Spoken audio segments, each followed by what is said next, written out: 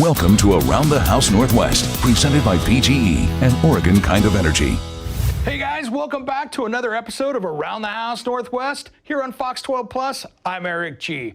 As a homeowner's lifestyle show, each week we like to show you a little bit of everything when it comes to your home and what's in it. It could be our Made in Northwest segment where we show you some of the coolest stuff that's made around here, or our Perform Like a Pro segment showing you how to start and the hardest part, to finish a project the right way. Today, we're going to take you out to a Portland institution, Leatherman Tools, made right here in town. We'll also show you how Burgerville brings it all back to us locally in their summer menu. I mean, who doesn't like Walla Walla sweet onion rings, right? Now, let's start out with building a front porch. Now it's time for Perform Like a Pro, sponsored by The Wall. You know, I always hate stepping out of a door and stepping down. So today, we're gonna build a little front porch so I don't have to worry about it again. Let me show you how. First off, we got some framing to do. All right guys, our biggest challenge is I'm stuck using 2x4s on this because I just don't have the height and I don't want to remove all of this concrete that's below it. So what we're gonna do is we're gonna cheat a little bit and use these camo deck blocks. These things are super cool. So what I'm gonna do is I'm gonna set these down in the middle so I can have my 2x4 in to support this so it's not bouncy. Because I don't wanna step out here and have that flex, which would naturally happen with a 2x4. So let's go cut some 2x4s and start framing. All right, so our first step here is we're gonna start cutting some 2x4s up here. I've already kind of planned this out. So I need this to be 23.5. So I'm gonna go through and cut about 5 of these. That way we're good.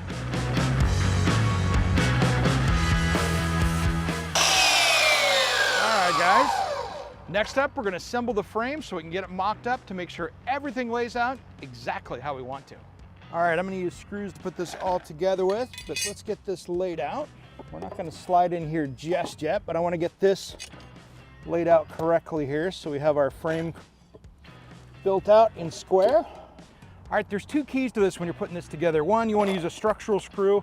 2, it needs to be rated for pressure treated wood because you've got different chemicals like copper and stuff, so make sure that you're using the right screws for the job, because if it's not, like drywall screws or just the regular yellow ones, those will break and then this is gonna fail. Nobody wants to do this twice. All right, we wanna make sure these corners are square. So I'm gonna come in here, start out, make sure we're looking good there.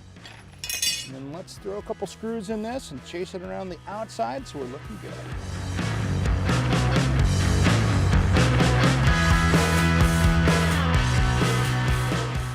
Now I'm gonna go to the other side, get the other end put together, and then we're gonna slide this in and just kind of see where things lay out. I'm worried about the depth, so I might have to cut a couple of these down at the table saw. So first we'll get this into one big box, slide it up there, mock it up, and see where we have to cut. All right, let's slide this in and mock it up a bit and see how this goes in here. Standing in the middle of it so I can get in here. Get rid of one little piece of wood here. Trim that up over there. It's about where I want it here.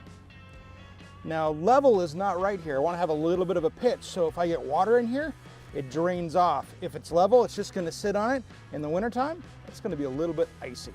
All right, so there's a lot of moving pieces you have to take into consideration here. 1, I have a thick deck surface here. This door is getting replaced, but this is where it's gonna sit. So I wanna have this so it's slightly below that there. So that's gonna keep this level this way. But my issue here is if we look where this block is, it's higher than what this is. So if I slide this into place here, I'm well high. So I'm gonna have to rip this down so we can have this supported here.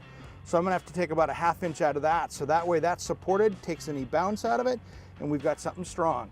That way, it's gonna fit right and last a lifetime.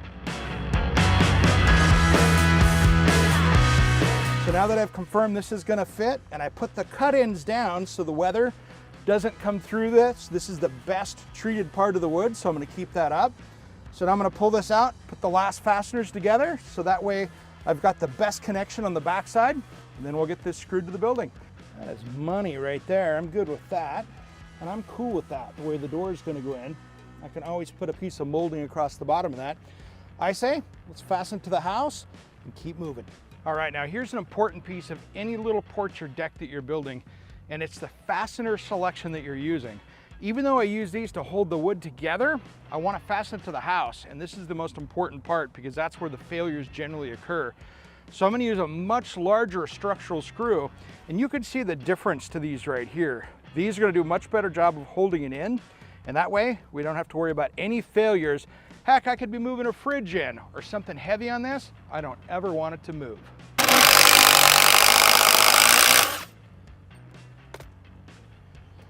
All right, let's see how this feels. That's not going anywhere. All right, our next step here is flashing. And there's a couple of reasons. Anytime you do a deck like this that's attached in that's gonna get wet, it needs to be flashed so we don't get water back and causing damage to the framing or anything else. And in this case, it's even more important since we're gonna be putting this rain screen wall in a later episode. There's gonna be moisture getting behind that siding, which means I need to control it. All right, that's how we want that to go. So that way when our decking slides in here, any water comes in, it kicks it around it and keeps it from going back in between the wood. That way, we don't have any foundation rot. All right, I'm gonna stick a couple roofing nails in this up high just so it doesn't move around, and then we're gonna make it look pretty with some decking. Now I did loosen up my screws down below so I can get this in here. And you wanna leave a little bit of room in here so this can expand and contract. Come over here. That way we've got a gap and there's a place for water to go. And now I'm gonna screw this first deck board down so it doesn't move and just work my way out. This is the fun part. This is where it goes together quick.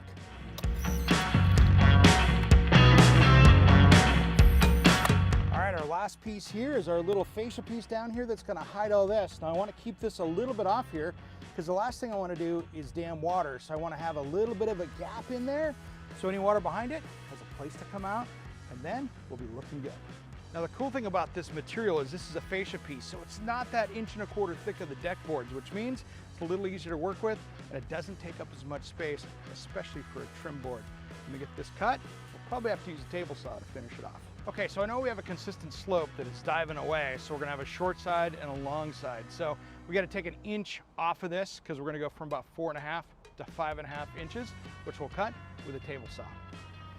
So now I'm just gonna slide this over here and use this to mark my line from point A over to point B. I'm gonna mark this out really well with the pencil so that we have a great new line. And then this can go up straight and let water drain out. So let's get the table saw.